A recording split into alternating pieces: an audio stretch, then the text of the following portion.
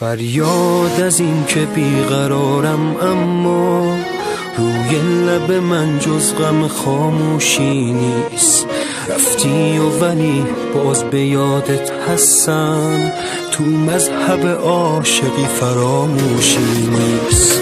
ای وای به من که کشت مردت بودم، ای وای که دنیامو پر از غم کردی.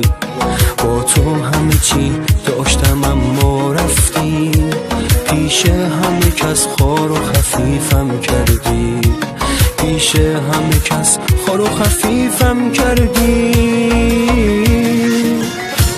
ای کاش که تو خیال بکرم بودی، ای کاش که تو کمی به فکرم بودی.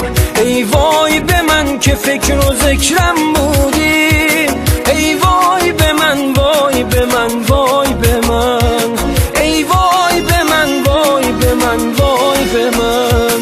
هم خونه دیرینه این مرد غمه، بی تو همه چی برای این مرد کمه.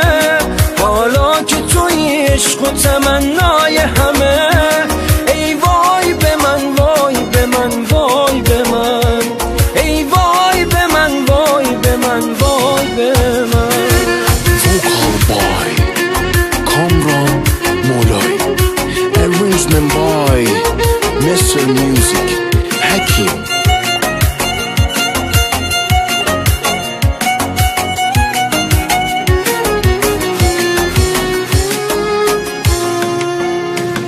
با این که تو لیلا نشدی تو عشقت، دیوونه تر از هزار تو مجنون بودم.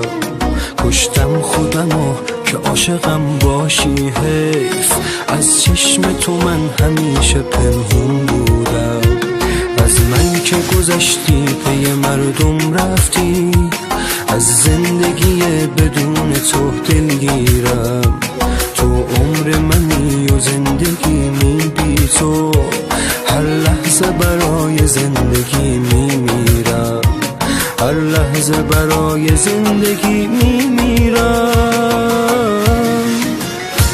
ای کاش که تو خیال بکرم بودی، ای کاش که تو کمی به فکرم بودی. ای وای به من که فکر و ذکرم بودی، ای وای به من، وای به من، وای به من، ای وای به من، وای به من، وای به من. هم خونه دیرینه این مرد غمه، بی تو همه چی برای این مرد کمه. حالا که توی عشق و تمنای همه،